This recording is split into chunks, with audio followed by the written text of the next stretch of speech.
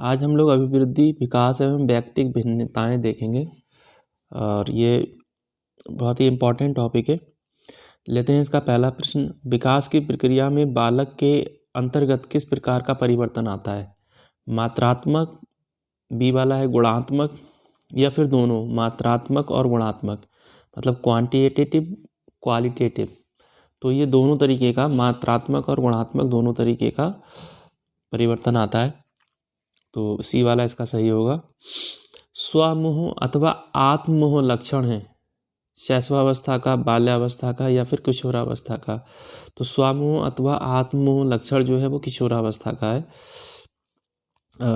निम्नलिखित में से किस काल को गृह अवस्था का काल कहा गया है? तीसरा प्रश्न है ये।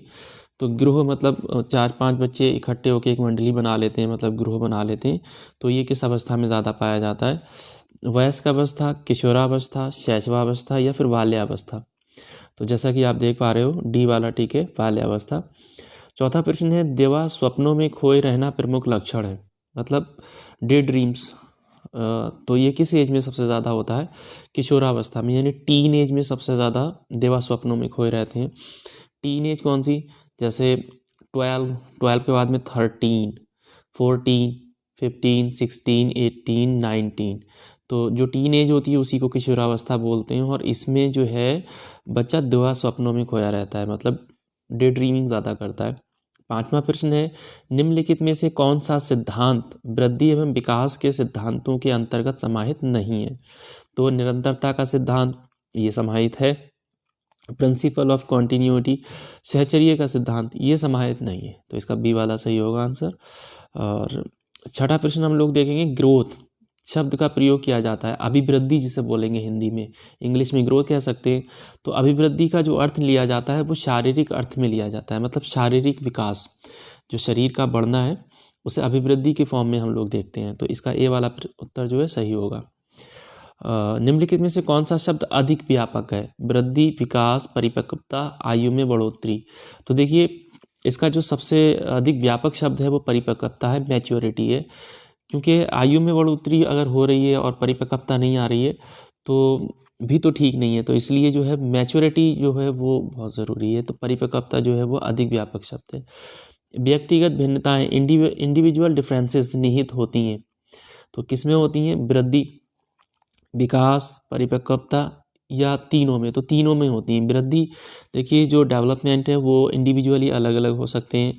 विकास की जो दर है किसी की अधिक किसी की कम, या कोई धीरे धीरे किसी में विकास हो सकता है। परिपक्वता, मैच्योरिटी जो होती है वो भी कुछ बच्चों में देखने में आता है बहुत जल्दी मैच्योरिटी आ जाती है, कुछ में जो है थोड़ा वक्त लगता है। तो ये तीनों चीज़ें जो हैं वो इंडिविजुअल डिफरेंसेस हैं, यानी व्यक्तिगत विभिन्नताएं निहित होती हैं इन तीनों में ही। तो इसका डी वाला उत्तर सही होगा, ऑप्शन सही होगा।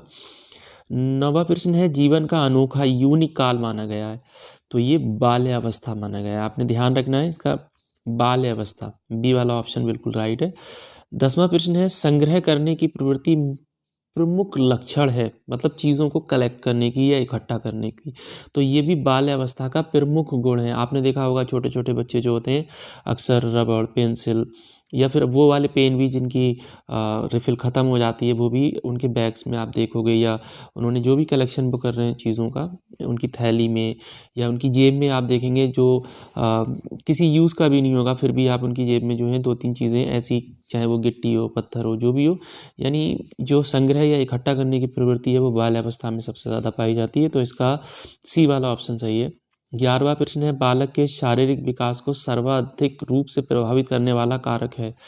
तो जो फिजिकली डेवलपमेंट है यानी शारीरिक रूप से जो विकास है तो उसको कौन सी चीज़ें प्रभावित करती हैं? तो देखिए पौष्टिक भोजन भी प्रभावित करता है, खेल कूद, सुरक्षा की भावना, आनुवांशिकता। लेकिन यहाँ पर ये पूछा गया है कि सर्वाधिक रूप से प्रभावित करने वाला कारक, तो वो आनुवांशिकता है, हेरिडिटी है। मतलब जैसे माँ बाप से जेनेटिक रूप से, जैसे शारीरिक विकास, जैसे माना माँ बाप अगर लंबे होंगे तो जाहिर सी बात है उनका बच्चा लंबा होगा। तो ये डिपेंड करेगा हेरिडिटी पे यानी आनुवंशिकता पे।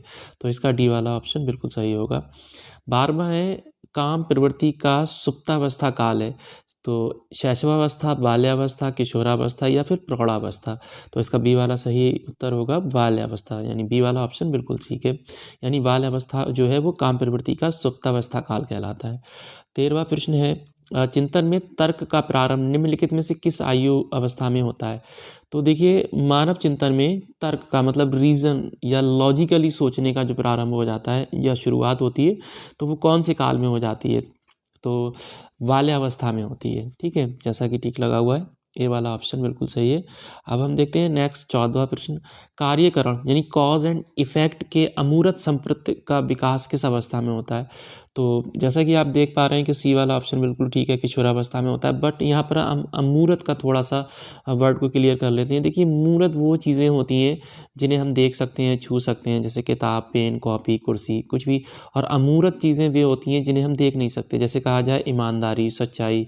तो ऐसा थोड़ी नहीं कि ईमानदारी को पल्ले में भर के एक तरफ रख सकते हैं आप, या किसी थैले या सैचल में डाल सकते हैं, है ना। तो ये अंडरस्टैंडिंग वर्ड्स होते हैं, तो ऐसे शब्द अमूर्त कहलाते हैं। तो यहाँ बात थी कि कार्यकरण यानी कॉज एंड इफेक्ट बोलेंगे इंग्लिश में, कि अमूर्त संप्रति का विकास किस अवस्था में होता है, तो ये किशोरावस्था में होता है। किशोरावस्था के बच्चे इन चीज़ों को समझने लगते हैं। 15वां प्रश्न है निम्नलिखित में से किस आयु में बालक में मुद्रा, रुपये पैसे को प्रत्यय का विकास हो जाता है, यानी वो मुद्रा को जानने लगते हैं, रुपये पैसे को जानने लगते हैं। तो आजकल तो बड़ा तेज़ी से बच्चे जो है इन चीज़ों को समझने लगे हैं, लेकिन इस 6 वर्ष जो है सही है, इसका सी वाला ऑप्शन बिल्कुल सही है। 16 जो क्वेश्चन है वो देखेंगे हम लोग, निम्नलिखित में से किस आयु अवस्था में बालक में आकार का प्रत्यय स्पष्ट हो जाता है, मतलब साइज़ का, बड़ा छोटा या फिर पतला मोटा। तो ये जो है 3 वर्ष, मतलब अगर आप 3 वर्ष का बच्चा है और आपने देखा भी होगा, वो उसको अगर कोई चीज़ आई है घर में और उसको कम दी जाती है तो वो बड़ी ज़्यादा वाली चीज़ की तरफ हाथ बढ़ाता है। तो ये 3 वर्ष में देख सकते हैं आप, इसका बी वाला बिल्कुल सही ऑप्शन होगा। 17वां प्रश्न है निम्नलिखित में से किस आयु अवस्था में संख्या 1000 यानी 1000 का बोध विकसित हो जाता है। तो 9 वर्ष की आयु तक 1000 का बोध विकसित हो जाता है। बालक में यौन संबंधी चेतना का विकास किस अवस्था में होता है, मतलब यौन संबंधी चेतना का विकास जो है किशोरावस्था में अधिक होता है, मतलब किशोरावस्था इसका सही आंसर होगा, सी वाला ऑप्शन बिल्कुल सही है। नेक्स्ट प्रश्न देखते हैं हम लोग, अगला क्वेश्चन, सिगमंड फ्राइड के मतानुसार पुत्री का पिता के प्रति झुकाव निम्न में से किस ग्रंथि के कारण होता है। यानी देखने में आता है कि आपने देखा भी होगा, नोटिस भी किया होगा, लड़कियों का ज़्यादातर झुकाव माता पिता में पिता की तरफ ज़्यादा होता है, मतलब अपोजिट जेंडर की तरफ। ऐसे ही लड़कों का जुड़ाव जो होता है वो माँ की तरफ ज़्यादा होता है, मतलब अपनी दिल की बातें ज़्यादातर वो माँ से शेयर कर लेते हैं। पता चलता है कभी पैसे भी मांगने होते हैं तो पिता से डायरेक्ट ना मांग के माँ से कहते हैं कि माँ मुझे इतने पैसे चाहिए, पिताजी से कह देना। तो सिगमंड फ्राइड के मत अनुसार पुत्री का पिता के प्रति जो झुकाव है वो किस ग्रंथि के कारण होता है, तो वो इलेक्ट्रा ग्रंथि के कारण होता है ना, इलेक्ट्रॉन से आप ध्यान रख सकते हैं, इलेक्ट्रा ग्रंथि। 20वां क्वेश्चन है इसका, फ्राइड के मत अनुसार निम्न में से किस ग्रंथि के कारण पुत्र का झुकाव माता के प्रति होता है, तो वो है इडिपस ग्रंथि, इडिपस ग्रंथि। ठीक है, डी वाला बिल्कुल राइट आंसर होगा। देखिए लड़की इलेक्ट्रा ग्रंथि है ना। देखिए जो करंट दौड़ता है बिजली, तो उसमें ज़्यादातर इलेक्ट्रॉन फ्लो होते हैं ना, तो आप ऐसे करके ध्यान रखें कि लड़की में कौन सी ग्रंथि होती है, इलेक्ट्रा ग्रंथि, जिसकी वजह से जो है उनका पिता के प्रति झुकाव ज़्यादा होता है। उसी तरह से फ्राइड के मत अनुसार निम्न में से किस ग्रंथि के कारण पुत्र का झुकाव माता के प्रति होता है, तो आप बता सकते हैं इडिपस ग्रंथि। 21वां क्वेश्चन है इसका, बाल्यावस्था में बालक का झुकाव निम्न में से सर्वाधिक किसके प्रति होता है। तो अभी हम लोगों ने पीछे अभी ये क्वेश्चन था जिसमें हमने देखा गिरोह अवस्था, तो वो आपने देखा था कि वो ज़्यादातर कौन सी अवस्था होती है, बाल्यावस्था होती है।